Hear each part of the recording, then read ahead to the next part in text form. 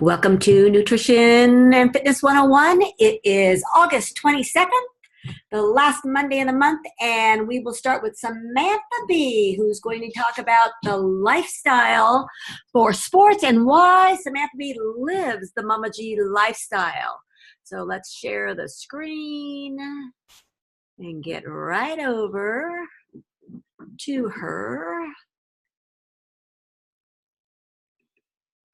And here we go.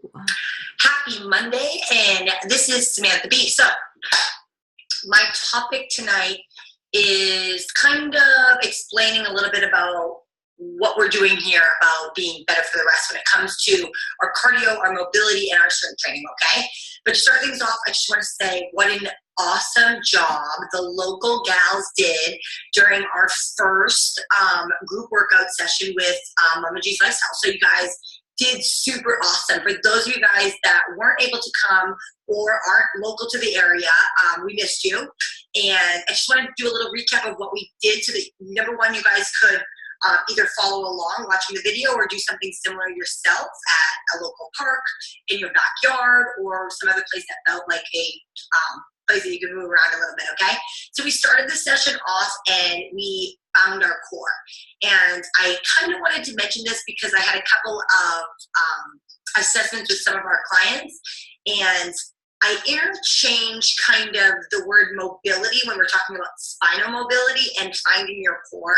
And I was saying to somebody that if I called it core work, would more people do it? And they said, maybe.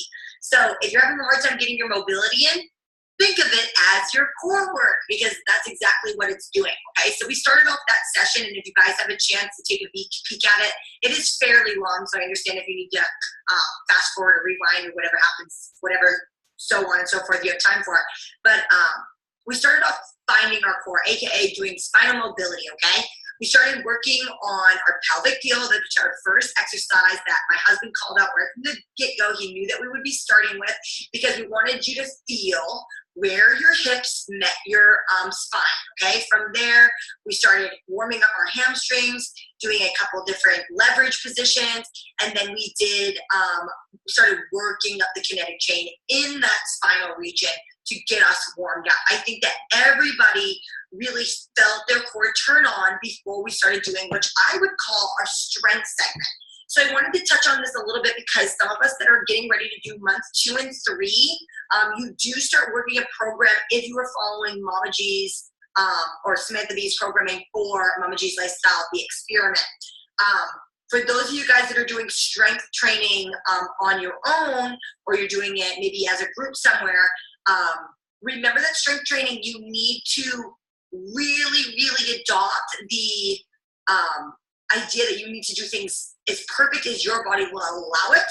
So you need to take rest in order for you to be able to complete your reps at that perfect variation for your own self to then grow into new variation or grow into new strength. So we started off working on our push-up. So everybody did such a good job. We all worked on packing our shoulder position. So if you guys have not watched that element alone of the video, I would definitely do that. We talked a lot about that packed shoulder position, and I talk about this regularly with most of my clients. Even people that have been lifting for a really long time, myself included, getting cued to engage that upper back will always make it tighter. So if you take the opportunity to do whatever you say you're going to be doing, bicep curls, okay, just for an example. If you lock in your upper back more, not only is your core going to be more controlled, you'll be able to stabilize a little bit more with that deep transverse abdominis, but also you'll be able to isolate your biceps more and you'll get a better effect out of it. That goes for almost every exercise, okay? So the more you stabilize up here, the more you'll be able to stabilize down here, which brings me to my second point, which is that body weight squat. So we set everybody up with a nice foot position. We then talked about bringing our toes out a little bit, depending on how wide or how loose our hips are. We might have more external rotation versus a little bit less. Everybody's body is a little bit different, and that's fine. We call that the difference in morphology. So we all kind of want to have a textbook squat when we're talking about just our regular body weight squat, but we know that everybody's body is going to be a little bit different. So by engaging that upper frame, by engaging our core, we're then able to go all the way up and down, while our upper body's in that nice isometric contraction. We're putting tension into our quadriceps, our hamstrings and glutes during that concentric phase, standing up. And the beauty is there. We're loading our body, okay? So we went through the push-up technique. We went into the squat technique, and then we did a little bit of line drills to get us a little bit more warmed up, kind of a fun aspect of doing group training. And then we went through a circuit. So the reason that I wanted to do that for this workout is so that people realize they could take 2, 3, 4, 5 simple exercises, put it on an interval, and really put themselves through a great workout. It doesn't matter if you are just beginning or you have been working out forever. This is a way that people have been adopting for the past, 5 years now, that has been globally successful. It's called high intensity interval training. You don't actually need any weight, okay? You could do it completely body weight movements. You can do it completely calisthenic movements, but you can adopt and recuperate a little bit of loaded movement as well to get a higher EPOC, which is that exercise post-oxygen consumption to increase, which means you'll be burning more calories post-workout, which is what everybody wants, to increase that metabolic rate and metabolism, okay? So I'm flying through this really fast because there is an entire video on it, so if you guys wanted to check it out, please don't hesitate to do so. And I want you guys to feel free to ask me questions whenever you'd like, that can either be prompted in Nutrition and Fitness 101 talks or some separate Facebook Lives or whatever it happens to be, okay? So we finished the workout with going over our foam roller and going over our pec stretch, which I did notice that a really good cue that was helping out a lot of people is that making sure that your armpit faces the ground and not away from you. So from right now, if I was going to go for that pec stretch, my armpit is in the way. I want to open that up and expose it so that I can really get a big stretch through that pec, both the major and the minor. So again, congratulations for all of you guys. Special shout out for Kathy, who has broken her arm and still showed up there and did what she could, which I thought was super awesome and very motivating to the rest of us, that you can always do something, okay? You can always do something, and it's always great to see people kind of get out of their comfort zone. I thought that was super special. With that being said, we did follow up with a dinner at Mama G's house, and that was also super fun. We had a great conversation, which leads me kind of into our topic tonight for Fitness and Nutrition 101. So, this is Mama G's lifestyle. You signed up and you said that you had maybe an epiphany. Maybe there was something that was said or that happened or was told. And that was your moment. It was the moment that you said, I'm going to take control of my health. And whatever that moment is, it's going to be different for all of us. It doesn't matter, but that's your motivation to then become better for the rest. Mama G has implemented your nutrition plan in order for you to do that, okay? Samantha B has implemented a exercise plan for you to do that. We have also opened up our lines of communication so that you are able to ask questions so that the experiment can be shifted for each individual. And you, by communicating with us, is how it's customized to be specifically for you. Now, with that being said, I know way too many people that are doing the experiment that are trying to or don't understand why we have included low intensity, steady state, high intensity, or interval-based training in our cardiovascular exercise. So I want to spend a little bit of time and just kind of disclose Samantha B's reasoning behind this. It's no secret. I want you guys to know that I didn't invent any of this. I might have invented the way that I put it together, but I didn't invent using these different elements of cardiovascular training in a program to keep the body healthy. So I want you guys to pull back and remember what you're trying to do. And maybe this will be easier once I give you your reference. You are not training for sport in Mama G's lifestyle, in specifically the experiment. That's what the difference is, and that's where the mentality shift needs to be. So let's go back and rewind a little bit, and maybe a lot of us participated in sports growing up, or maybe we aren't participating in sports, which you are different, and I will get to, I promise, at the end of this. So let's just use, I was a field hockey player growing up, so let's use field hockey because probably none of you guys even know what field hockey is. So field hockey is the game of finesse, and where I'm from, you say girls that play field hockey, wait, girls that play soccer are the girls that can't, wait, it's something about like that you have to be really coordinated or whatever to play field hockey. Anyway, which is not true. Soccer is just as demanding. But anyway, you were from my area, you would laugh. Anyway, go on. So in field hockey season, it's a fall sport.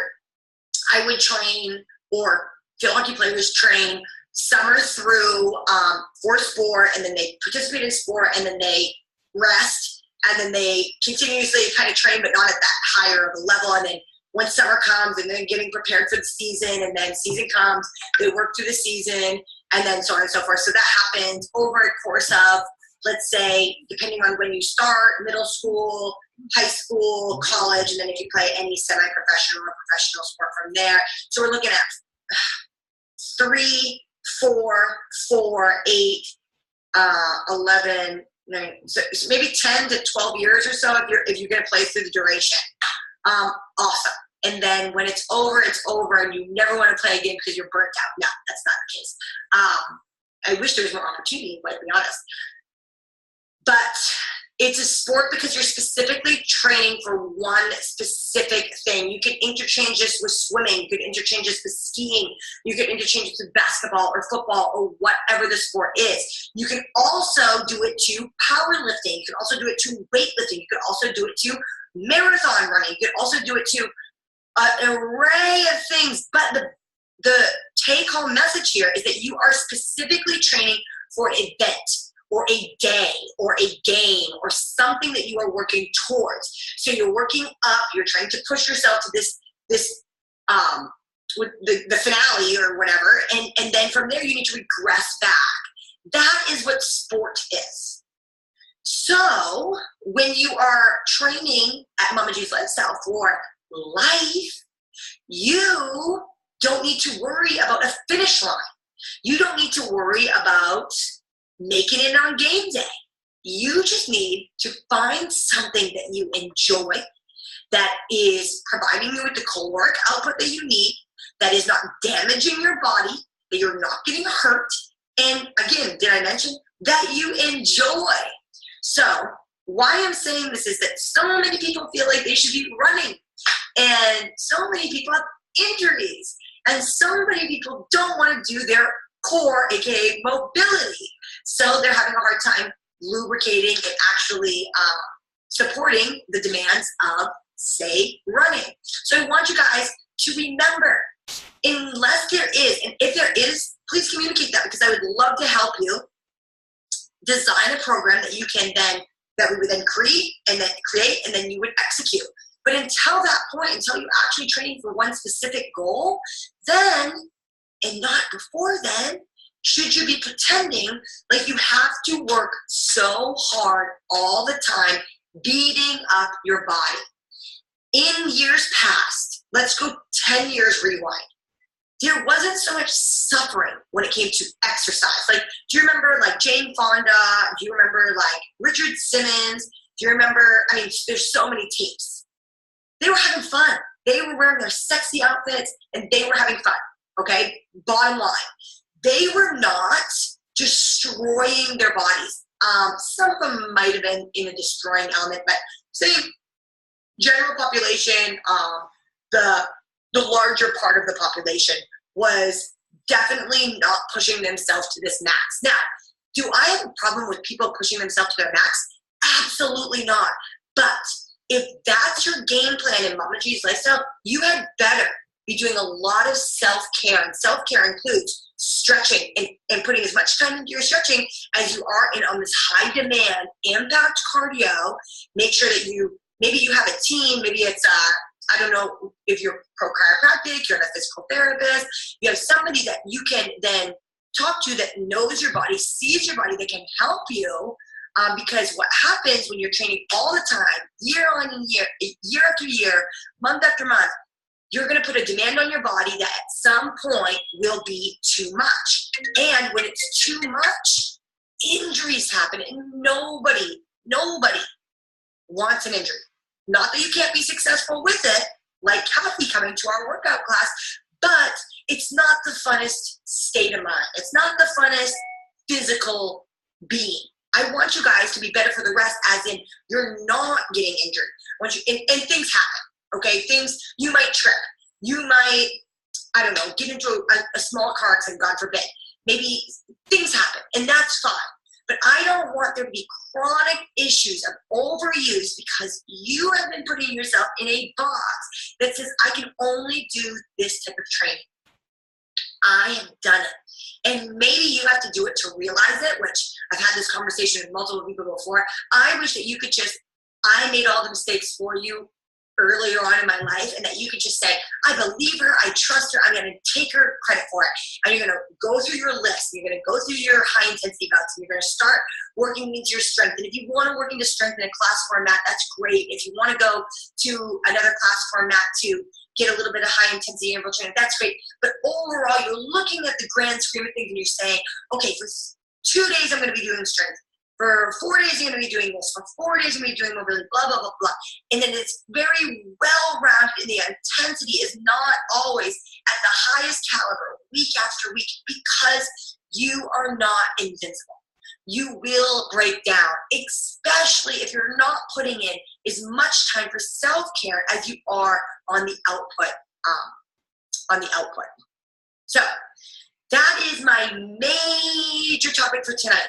Sports, lifestyle.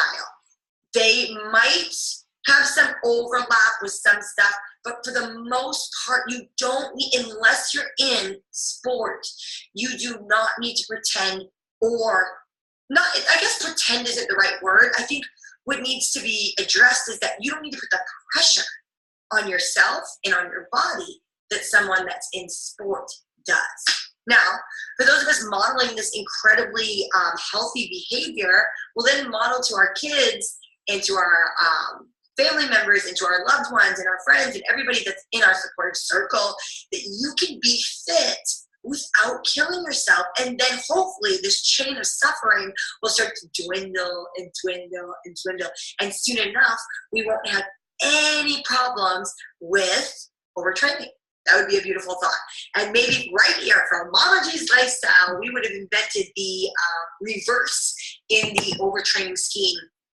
And you guys think that I'm joking, but here in sunny Southern California, I can't tell you how many places there are actually recovery places of business where you can go and get ice baths, and you can go get cryotherapy in a tank, and so on and so forth.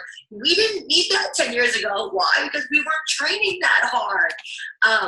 So I want you guys to remember that I, in no way, shape, or form, am going to tell you what you enjoy.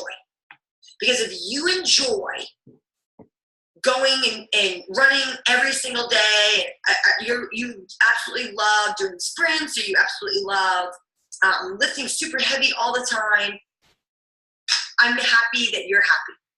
I'm telling you that I want you to be as well-rounded as possible. I want you to take a good hard look at your expectations and make sure your expectations are realistic to what your goals are. And if, and if your goal is to be running a timed mile at a certain time, or if your goal is to be running a marathon, you bet you have got to spend some time running. And you've got to spend some time bringing down your split, because that's your goal. But if your goal is just to be happy and healthy and enjoy your body in an active lifestyle, you do not need to put demand on your body that's unnecessary. And if you're having a hard time figuring that out, please don't hesitate to ask myself. I'm going to share one story. This person is a husband to one of our clients, and I had shared this suffering journey the other night at the dinner, and he said, can I share a story with you? And I said, yeah, absolutely. And I just wanted to put this a little bit in perspective, because I'm sure that you guys all can kind of visualize and not only visualize, but kind of relate to it in your own certain way with whatever you do for work and whatever your loved ones do for work. But this guy's a firefighter, and he's been doing it, I think, for, I don't know, I'm going to guess like 15, 20 years or whatever. And apparently does a very good job. And he has all kinds of new guys on his shift that work out multiple times a day, and they're burnt, and they have these beautiful bodies, and they're super aesthetic, and they look like pinup models. But when duty calls and something's going down, they are exhausted. They are the last person that you want to be partnered up with, because they have your life at risk, because they're too tired from killing themselves. If they would just, unless their goal, and I don't know what their goals are, maybe their goal is some sports performance, which would make sense, then so be it. At the risk of their own life and the life of their coworkers, as a firefighter, has a lot of responsibility on their shoulders. I mean, just think about it. My husband, who's a nurse, is not fit enough. and I only say that he's very active, and he's very, very, very coordinated and able, but he has let his lower back get so weak that he's so nervous about hurting his back or straining this. And if he had a little bit more consistency in his life, then I would feel a lot more, I would feel less stressed about him doing sporting events and so on and so forth. I have this incredible video, and maybe one day, if you guys ever ask me and we're in person, I will definitely show it to you, because I have it saved on my phone, that we ran the turkey trot, and this is a really great story. And every year at the turkey trot, I usually take a picture with as many people as I can. I dress up. I started 5 years ago. The past 2 years, Reggie, Mama G, has also accompanied me on this super fun run. But my husband, about 3 years ago, decided that he was going to start doing it. And the year before last, he was going to try to beat one of our friends that was very, very fast. So my husband, who does not train regularly at all, decides that he's going to go out as fast as he possibly can. And anybody that's local and does the Dana Point Turkey Trot knows that it's kind of a figure eight. You go up to the first part, and then you come back and come around. Now, he goes out really fast. He doesn't run very regularly, so he has no idea concept on distance. And he apparently doesn't know kilometers to miles very well either, because he's running super fast and passes the guy that's very fast. It's our friend. And he asked another guy next to him, he says, is that the finish right there? Little did he know or remember that he had to go through the start line, come through the finish line, but it was part of the figure eight that circles back around. And so he runs through, and he stops, like, ooh. And then they're like, oh, it's not over yet. And then and then they're like, that's the finish. We still have another half to go. And he's like, oh crap. He ends up barfing over a bridge. A bunch of people that I know saw him, like, Julian's really, really sick. And I was like, oh goodness. And so we finish, and then he's a mess, and so on and so forth. But the worst part about that was the next day we were planning on going. This is a Thanksgiving weekend thing. And on that Friday, we were going to go on like a 10-mile hike, and he was excited about it because he had the day off, and he could not even walk. And that's what the video I have of, that he's literally unable to walk.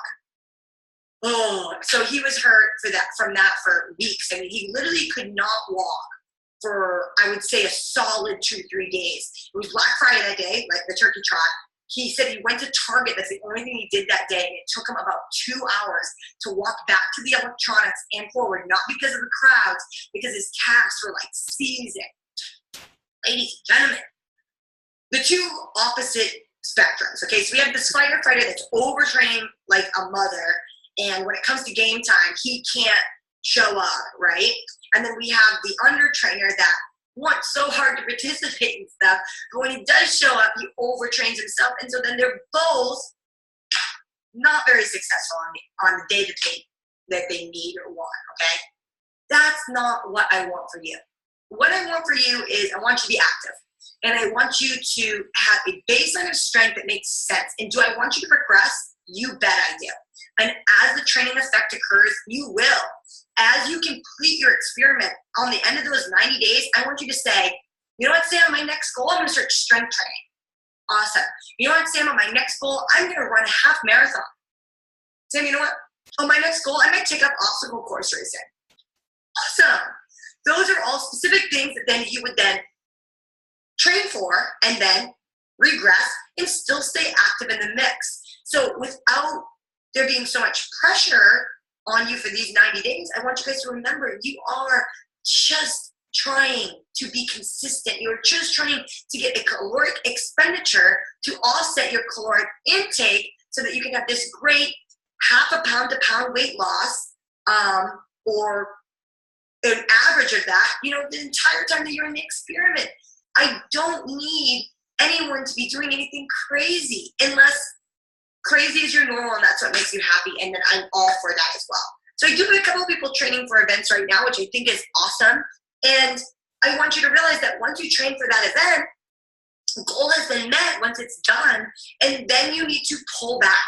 You need to pull back and go back into a lifestyle mentality where you're going to still hit cardio, you're going to still have mobility, you're still going to hit some strength until you figure out what your next goal is. And if your next goal has something to do with the goal that you had before, then you'll know what to do. But say your goal completely shifts, and that's great too. So I want you guys to experiment. I want you guys to look at these different opportunities now that you've got a baseline of strength, and to try something out. We have a client that's just finishing her 90 days or just finished her 90 days, and she's going to start strength training. And she's one of the first people to complete the program.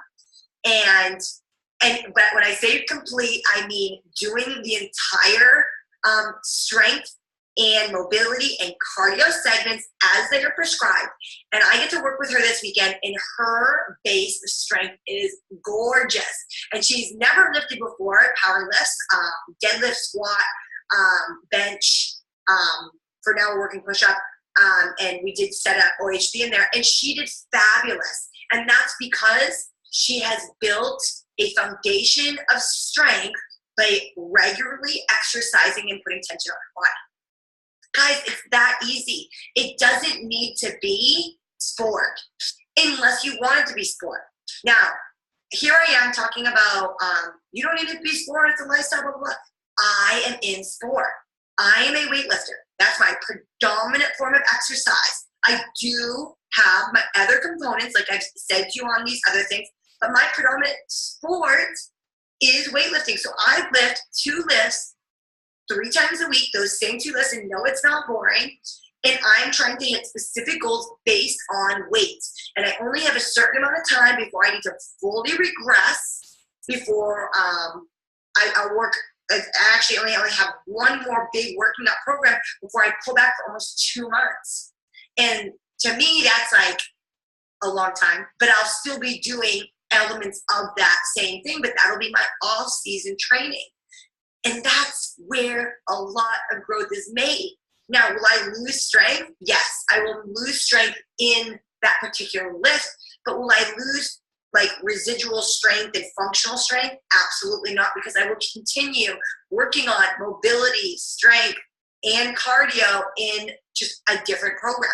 So no matter what it is that your goal is, whether it's sport or lifestyle, please know it. Please remember that you started the experiment for a purpose. There was a specific purpose that you said, you know what, I am sick and tired of being sick and tired. I am ready to make a change. I'm ready to understand what I need to fuel my body, and I'm going to fuel it because I'm going to be active. And that is a perfect experiment. That is completion right there. Even if you haven't hit a specific weight loss goal, even if you still might have something around your midsection or in your tricep that you're still not 100% confident with, guess what? You're your own biggest critic. There's always going to be something that you're going to wish that was a little bit better. And you're going to wish that you could get a little tighter or so on and so forth.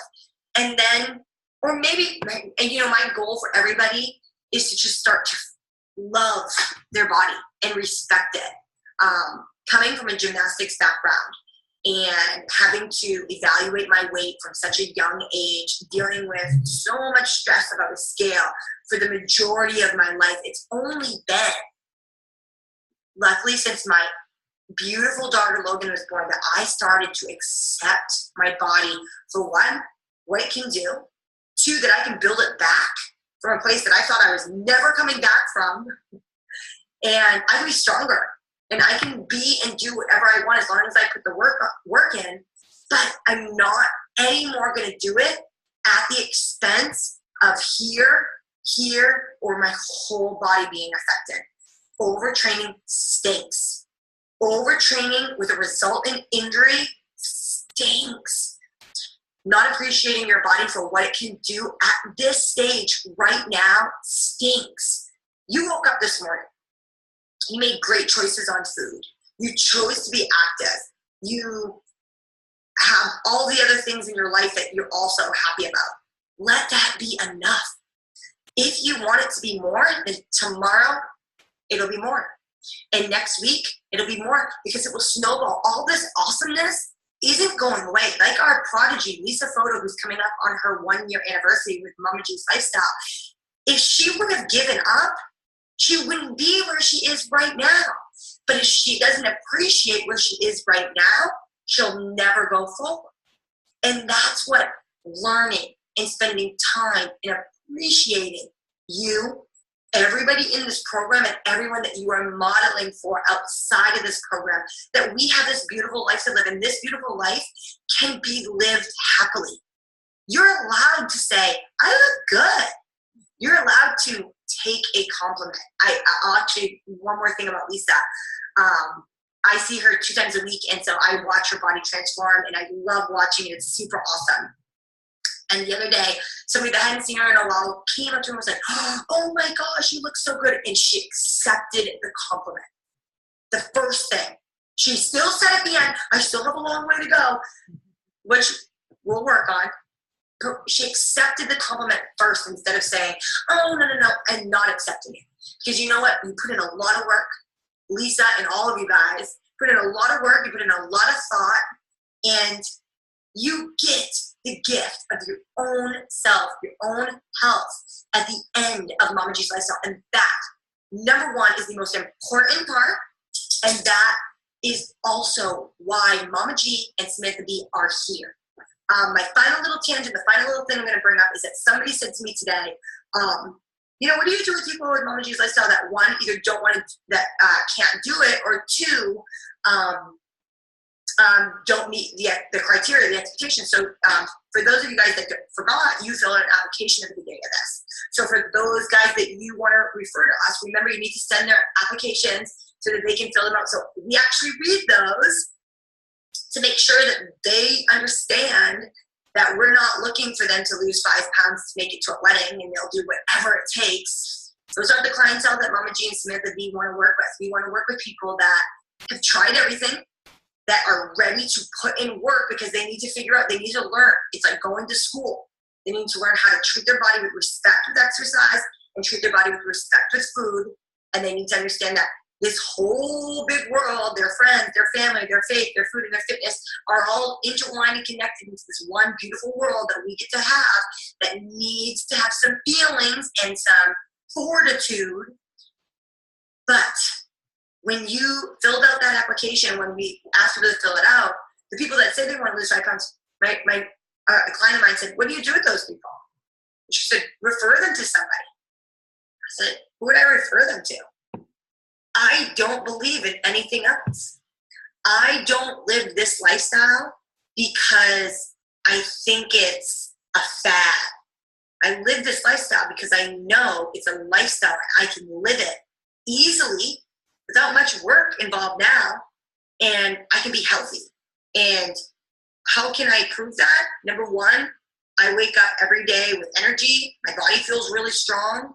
I just hit a really big lift on last Friday, and I was far from destroyed from it. I get to meet all these wonderful people that are also experiencing and living the same lifestyle that I am.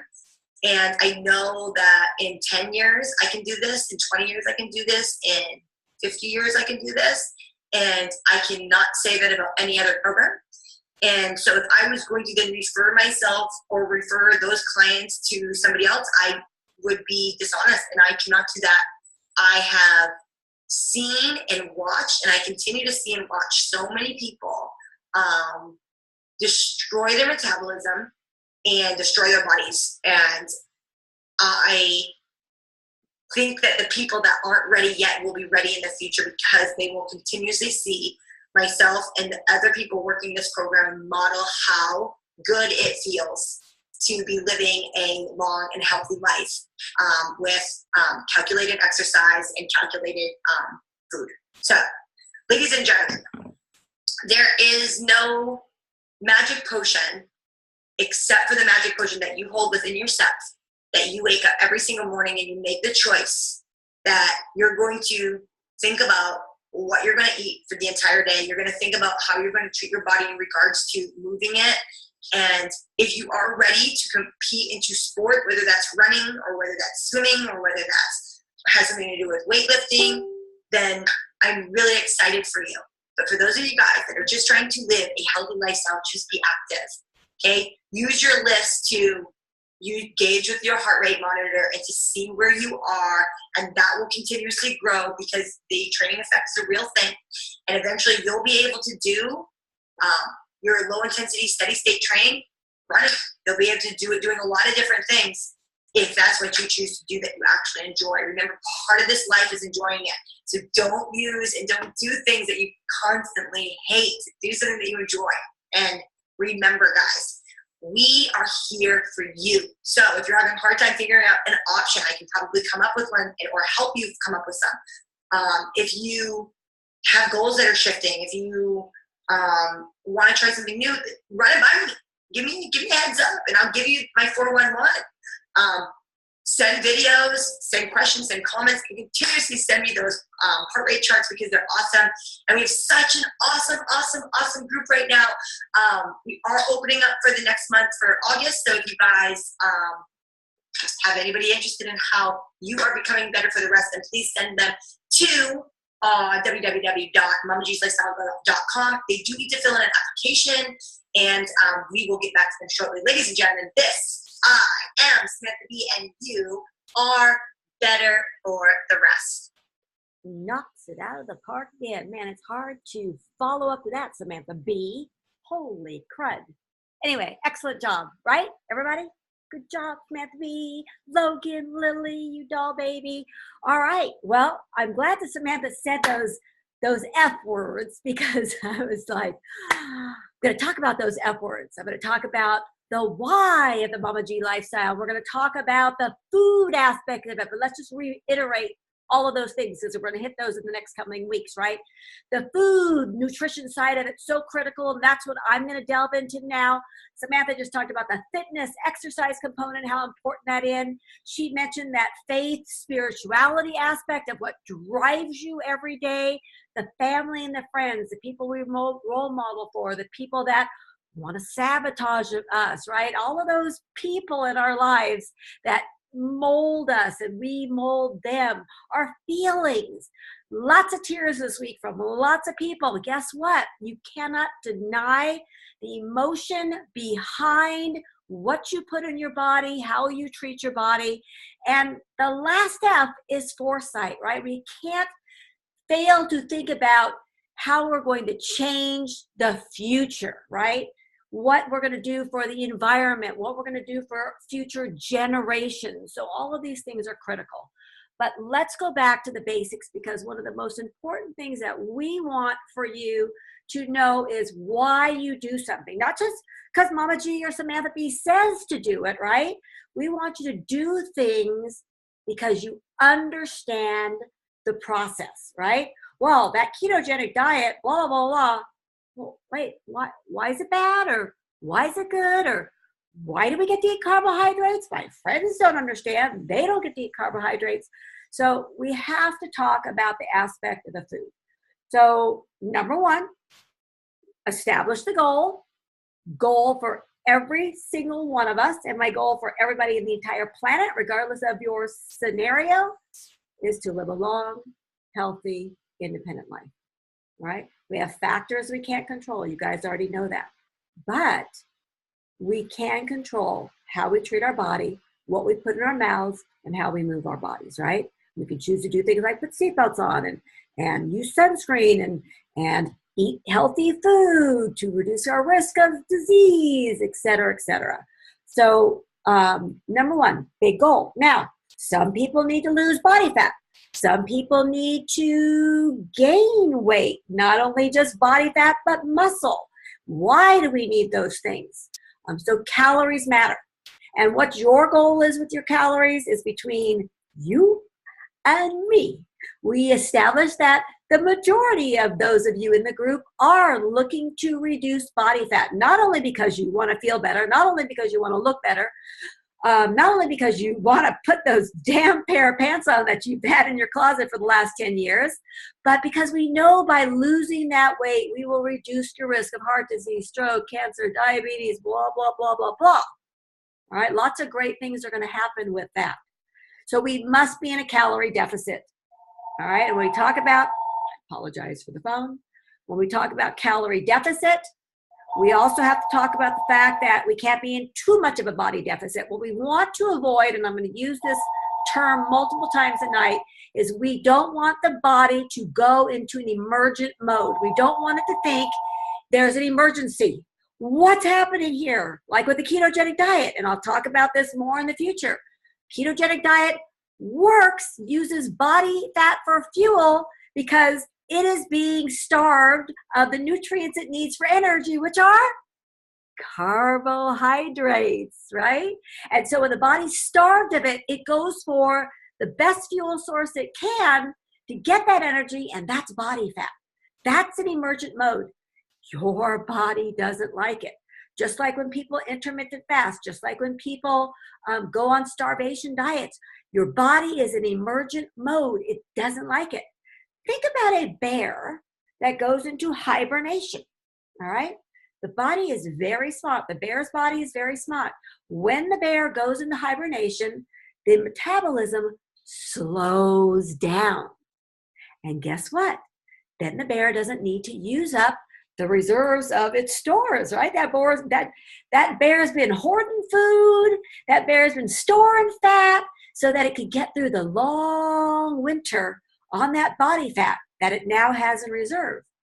Everything slows down. We don't want that slowdown to happen. When you guys are, when people are eating on diets, reducing calories, dramatic amounts, their metabolism slows and their body goes, oh, got this fat for, famine. Looks like famine's happening. This person's on a diet. Your body doesn't care that you're on a diet. Your body doesn't care anything that you're making it do activity. You're making it do this, that, and the other thing. It needs fuel. You're not providing it. Where am I getting it from? So the body is very, very smart. We don't expect you to know the biochemistry, the physiology behind these things, but we do want to give you verbiage that helps you explain to other people why you're doing what you're doing so that you, number one, feel comfortable in it, and number two, you can help educate the people that you're role modeling for. So calories matter, and where we sit in terms of your calorie count matters for you and how we see things playing out in the lifestyle for you.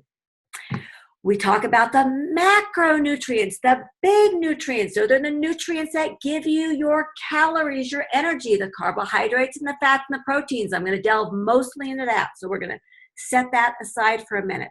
We talk about the fact that, restricting food groups, people on the paleo diet, don't eat this, that, or the other thing. People on the ketogenic diet, limit their carbohydrates. Everybody's got restrictions. You might not eat beans or gluten, God forbid, or I can't eat dairy. That's only for baby cows, or, whatever the words are out there. So lots of people want to restrict food groups. They limit their variety. And the minute you start restricting calories and food groups and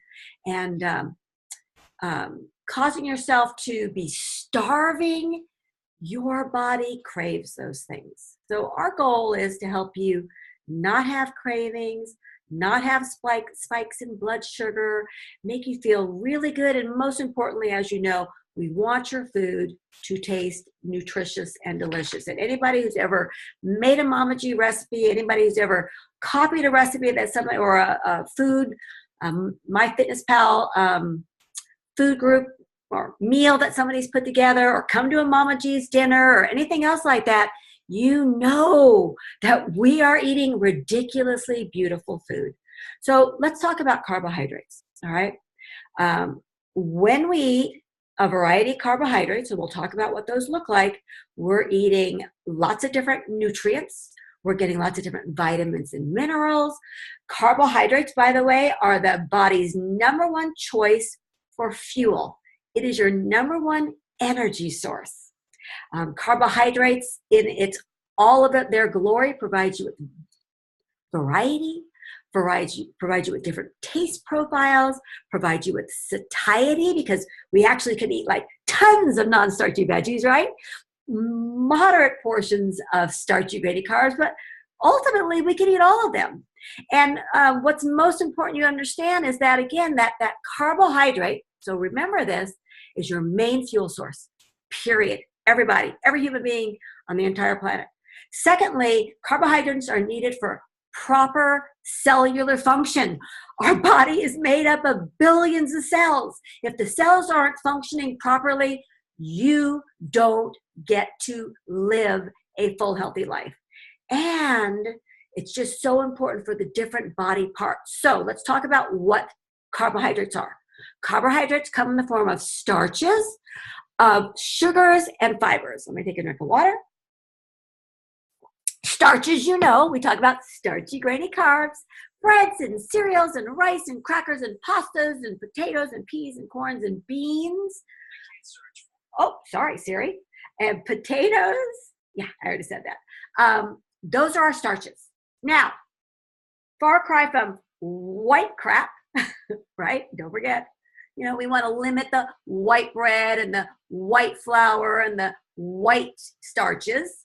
Doesn't mean you can't have them, but they have a place in the experiment, and they certainly have a place in the lifestyle. We talk about sugars in our carbohydrates, and that's what you're going to see on the label right now in 2018 when it says sugar. Remember, it's not just added sugar, you know, sucrose that we're dumping into Cokes or fruit juices or whatever else we're putting sugar into, a little bit of sugar in your bread that helps the leavening with the yeast. But we're talking about the sugars, the carbohydrates that naturally occur in foods like milk and fruit, right? But those sugars also come in the form of candy and cake and soda. So, right, in Mama G's lifestyle, we try to eat a plethora of the beautiful dairy options and fruit options and limit the candies and the cakes. I'm not going to say soda pop because I don't even want you ever drinking that, but the candies and the cakes and the treats, they have a place in the experiment and they have a place in the lifestyle. And then don't forget about the fiber that comes from the roughage we eat, right? So we have insoluble fiber, and we also have soluble fiber, right? So the insoluble fiber is like the stiff stuff in the celery, right? And all of those things, the stuff that when you poop, that's the fiber, the insoluble fiber that comes out at the end, right? And then we have the soluble fibers, like in the oatmeals and the fruits, that help to control your cholesterol levels. All of those fibers help to keep your digestive tract healthy. Oh, so important. So carbohydrates are hugely important. And even when we talk to people about who are diabetic and we tell them that we've got to really control their carbs, we're really telling them to control the crappy carbs, because they get the fruits and the vegetables and the beans and the whole grains and the dairy. And do they get some of the crappy stuff and, you know, the things that aren't so healthful, you know, the white crap and the candy and the cakes? 100%. Just like the rest of us, in moderation and with calculated forethought, right? The treats belong in your life. Treats are part of the enjoyment of weddings and celebrations and all of those things, but treats are just that. They're not cheats, and they're not things that you should be indulging in daily. Otherwise, they are not part of a treat. They are part of your lifestyle. So carbohydrates, beautiful, wonderful, and in the Mama G lifestyle, we all get to enjoy a plethora of them just remember calculated portions of those starchy, grainy carbohydrates. And while we will eat calculated portions of the non-starchies, you know what that looks like. The other day I made a post showing a Mama G plate with a quarter of the plate of the lean protein, a quarter of the plate of the starchy grainy, and the half a plate of non-starchies. And then I showed a plate as if you ingested no starchy grainies. Both my roommate, not Mark, my roommate Troy, and I looked at this plate and went, holy crap, because we saw it in person. Pictures didn't do it justice. There was not a chance in hell that we would have wanted to eat that plate of vegetables. Even though they are beautiful in moderation, too many is too much. And by the way, the old gut would not have been too happy with that. So let's talk about that protein, because you guys know everybody's all about the protein. The more, the better. High protein is the way to go. Get rid of those carbs.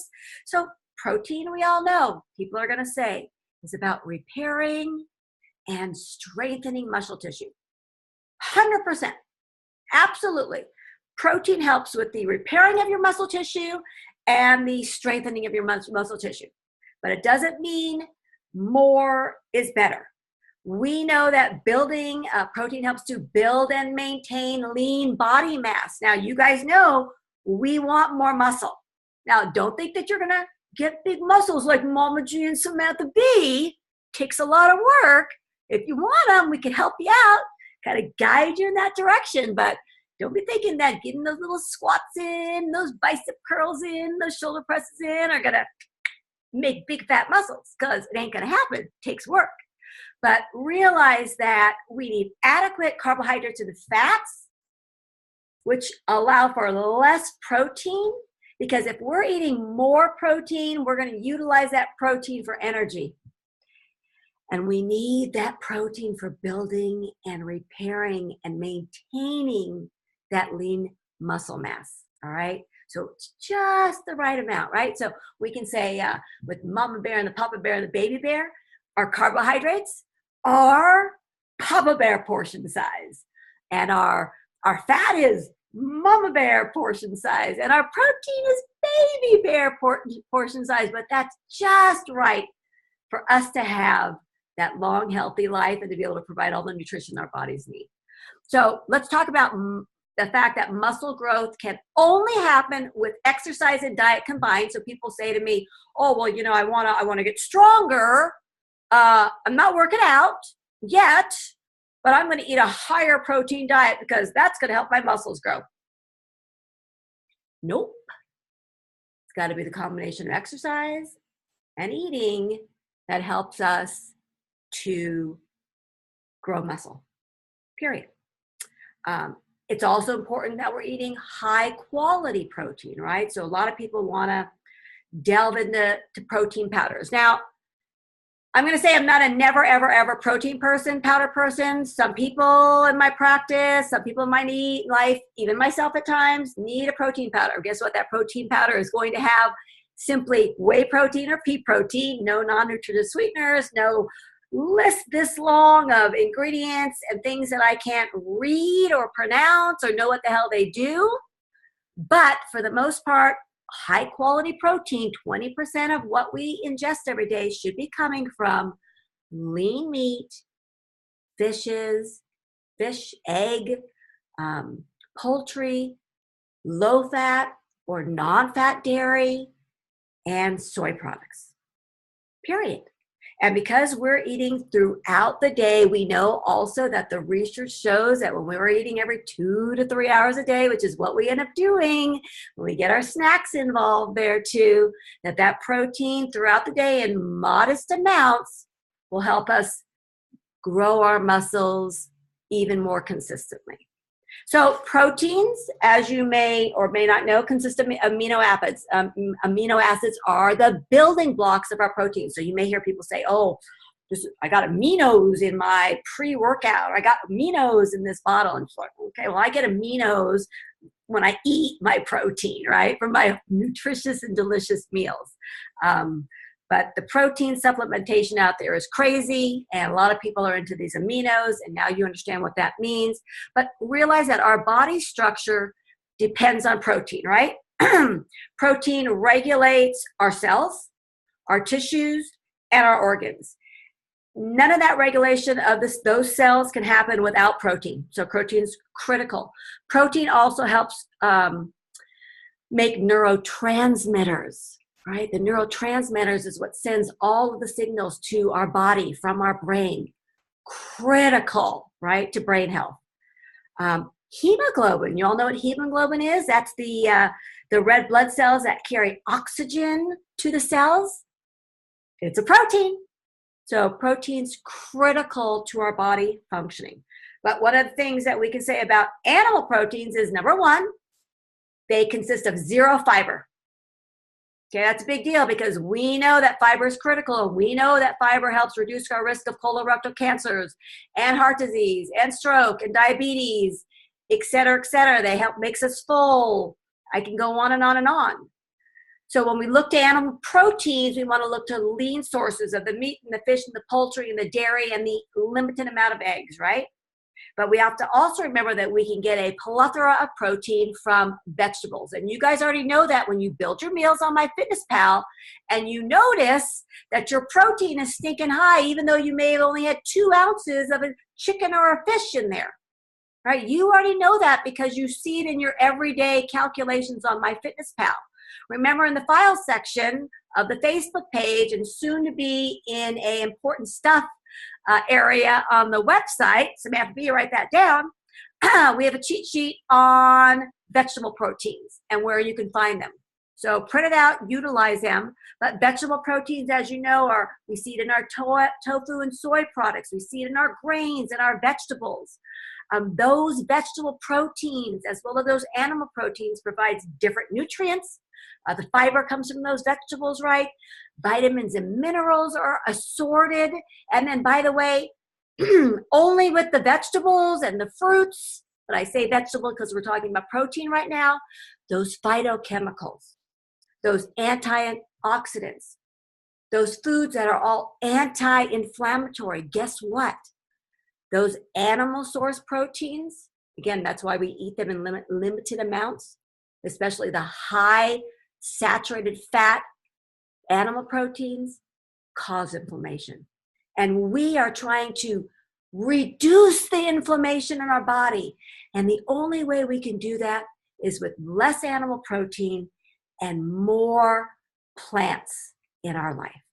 All right, let's move on to the fat. And Samantha B is going to cause me to go over because she took some of my time. The fats, as you know, are things that we have to ingest, by the way. Our body doesn't make them. So we're talking about triglycerides and cholesterol and other essential fatty acids. Too much, right, can lead to disease, right? But not enough will not allow our bodies to function properly, right? We can't make fat from scratch. We have to ingest it. That's why it's important for us to ingest healthy fats most of the time. Does it mean you can't have that filet mignon on your birthday if you like it? No, it's true. All right. But does it mean you should be choosing lean versions of those animal proteins on a regular basis? Absolutely. Can they be delicious and nutrition? 100%. So what does fat do for us? It stores energy. It's a great source of energy storage. All right. God forbid you're in famine, that fat's going to help you out. All right. And when we talk about famine, perhaps you had an injury, perhaps you've had an illness, and you're not able to get food down. That fat is there to help use for energy. It helps to insulate our bodies and our vital organs. It's critical, God forbid again, with injury. Fat is part of the messenger process with those neurotransmitters again in our brain and the nerves. Protein helps, fat helps proteins to do their job. So we work together in life, right? Fats are the catalysts, which are that cause the start of the chemical reactions, right? That help control growth in our bodies, our immune system, reproductions, and all of our basic metabolism that happens. Fat's critical. So when you hear about people not eating fat, their bodies aren't going to be functioning properly. And you know what? Fats help us stockpile essential nutrients like those fat-soluble vitamins. You heard about them, the A, D, E, and K. They're stored in the liver and in the fat tissues, and they're critical. So fat also provides us with great taste, right? It helps make us feel full. And fat is absolutely part of the Mama G lifestyle. You already know it. About 30% of what we consume every day is going to be hopefully healthy fat. And when we talk about those foods, what are we talking about now? Number one on the list, olive oil. Number 1.5 on the list, avocado. Those both sit number one on my list. And when you need a fat in your diet, you're going to add some olive oil or you're going to add some avocado.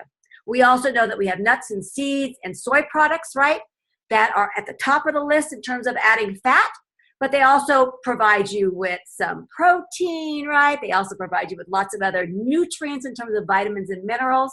So we want to have all of those things. And then don't forget about those animal fats, right? The saturated fat that come from the animal foods that we consume that we're eating for protein. But remember, they also have that saturated fat. So we have to eat them in moderation. The fish, the meat, the poultry, the dairy, the eggs. Choose limb. We must limit those things. So when we talk about the Mama G lifestyle, when we talk about the food and the nutrition side of it, you don't just get to, somebody can't just say to you, well, I need to lose weight and I'm going to take out dairy and carbohydrates from my life. I'm going to take away gluten from my life. Because guess what? They all provide beautiful nutrition in a very calculated way. And your body doesn't care that, you didn't consume this or that or the other thing. It's going to go looking for it if you didn't provide it. So that's why we eat in a very calculated way. That's why Mama G has made the cheat sheet for you. So if you don't have the latest, most recent updated nutrition game plan cheat sheet, it lives right now again in the file section on the Facebook page. It will also be in that important stuff section. Samantha, you write that down on the website. Print it out. You guys wanted me to tell you what to eat, and that's as close as we're going to get. The cheat sheet will help you. Some of you have already moved through the cheat sheet into the lifestyle program, where guess what? We add calories. Delicious, more food. Sometimes it gets rough to get all those calories in. Even for some of you, Karen was complaining to me this weekend. I'm always full. I can't eat all the food. And I'm like, get eating, Karen. I don't want to hear about it, right? But bottom line is, folks, here at The Lifestyle, we have really come up with a unique experience to help you to live a longer, healthier life. We're preaching to the choir. You guys are in it because you believe it. We want you to understand why you do it. And ultimately, Samantha B and I are here to hold your hand through the profit. Not a prophet. Well, we're kind of like a cult, except we don't drink the Kool-Aid. But the bottom line is we are incredibly blessed to be part of the process, and we thank you for allowing us to be part of it. And Samantha B, where are you? Let's go. You're live. Say it. I am Samantha B, and you are better for the rest. And what Mama G always says, it's not about what you lose, folks. It's all about what you gain. Keep focused.